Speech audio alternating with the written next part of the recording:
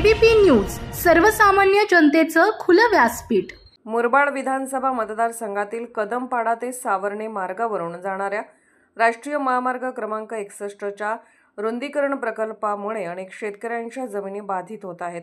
या प्रकल्पात शेतकऱ्यांचे हितसंबंध सुरक्षित राहावेत यासाठी आमदार किसन कथोरे यांनी शेतकऱ्यांसोबत बैठक घेऊन त्यांचे मत जाणून घेतले।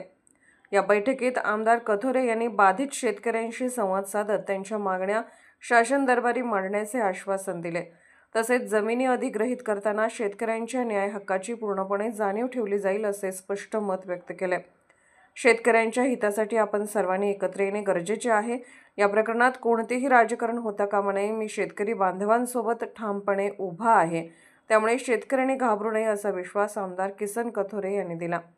शेतकऱ्यांच्या न्यायासाठी सदैव कटिबद्ध असल्याचे सांगत शासन दरबारी त्यांच्या मागण्यांसाठी पाठपुरावा केला जाईल असेही त्यांनी यावेळी स्पष्ट केले।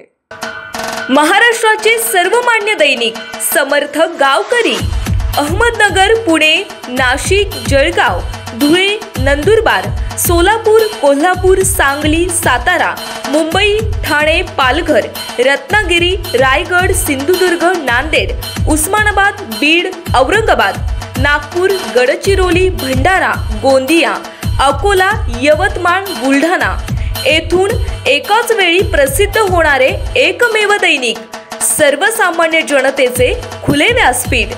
संपादक आहेत विश्वासराव आरोटे।